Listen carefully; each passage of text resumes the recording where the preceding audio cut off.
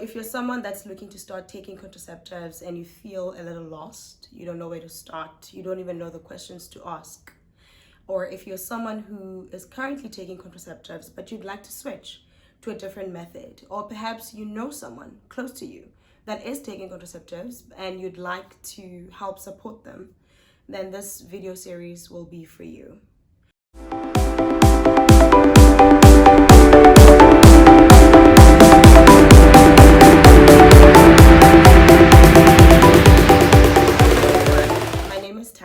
And in this video series, we will be discussing contraceptive options that are available in South Africa. What is or what are contraceptives? Simply put, contraception is the act of preventing pregnancy. In some cases, contraception can also help protect you from sexually transmitted diseases. Now, there are multiple contraceptive options that are available in South Africa. So in the next coming video series, what I will do is I will deconstruct the different contraceptive options that are available. So we will discuss what these contraceptives are made up of, where can you find them, what are the side effects that are commonly associated with them, are they long-acting contraceptive methods, are they short-acting, can they be used as emergency contraceptive methods, so on and so forth. So stay tuned, because this will be very beneficial to you. So in the first group, we have the short-acting contraceptives. Short-acting contraceptives are contraceptives that you generally have to take regularly. So you either will have to be taking them on a daily basis, on a weekly basis, or even monthly.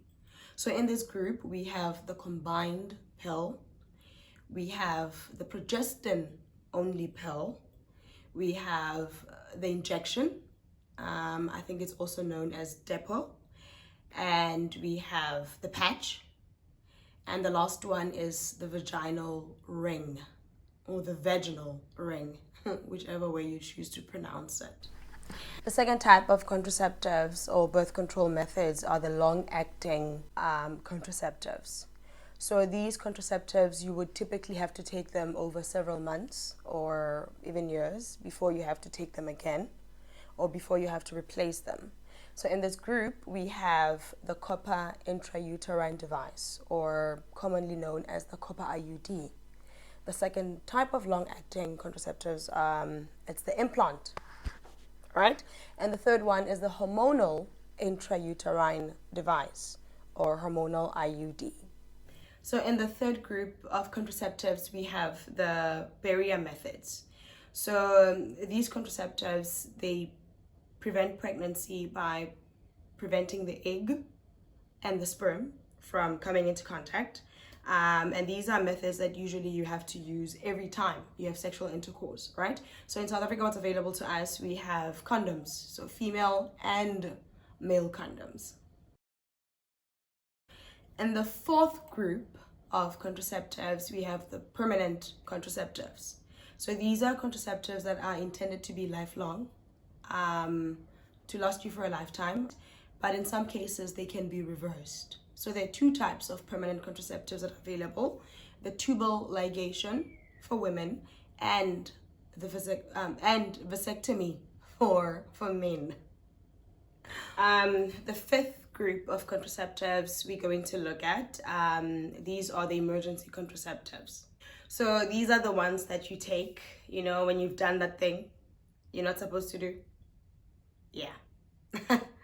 Emergency contraceptives, it's in the name, right? So you take these after you've had unprotected sexual intercourse and you don't intend to have a child and you want to do something about it. This is when you will be needing to take an emergency contraceptives. So there are two types of emergency contraceptives.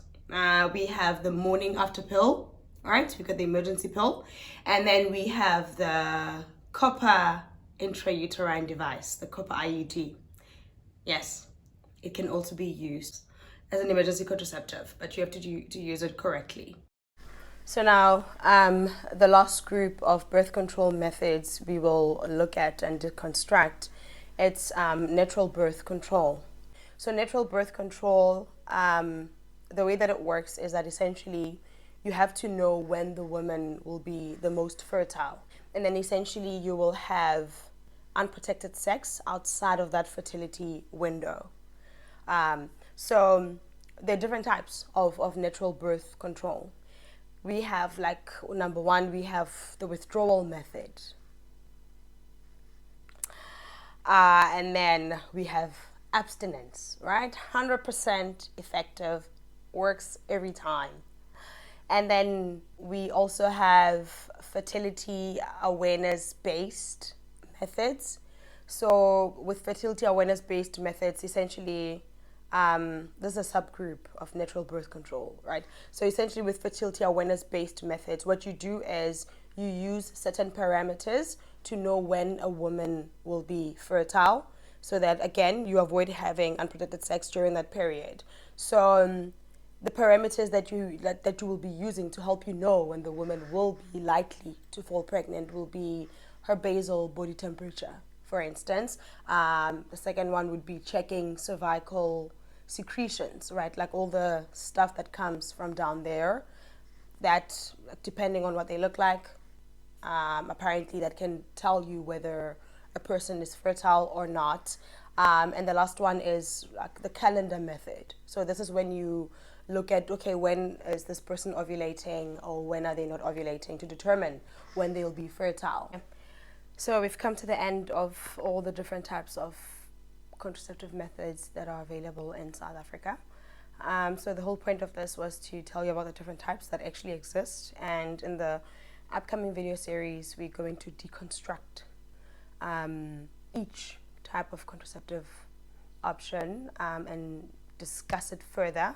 So discuss things like the composition of the different contraceptives, how do they work, who can take them, common side effects associated with those contraceptives, and like where can you find them, right? Are they available through the public sector, like your government clinics? Can you find them through the private sector only, like from your gynecologist, or maybe a script from your GP, and so on and so forth. So please bear in mind as you're going through the video series that obviously we all have different bodies, and contraceptives will affect us differently. And you also need to bear in mind the lifestyle that you want.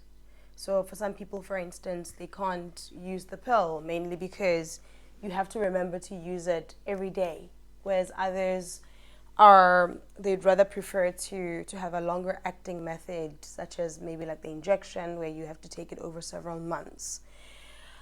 So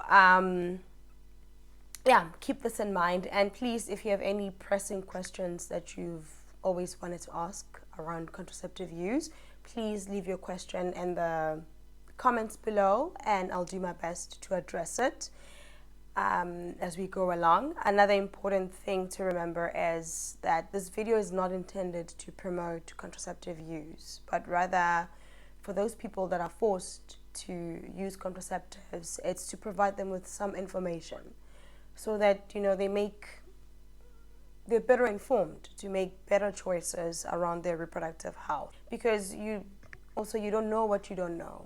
So sometimes you don't even know the questions to ask, for instance, your medical doctor, because you don't know that that's something you should ask about.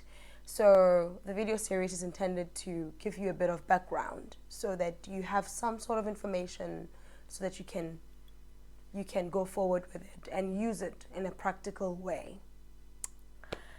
It's important to remember that my videos are intended to be educational, and they're not meant to substitute medical advice. So if you need any specific medical advice, make sure to consult your doctor about this.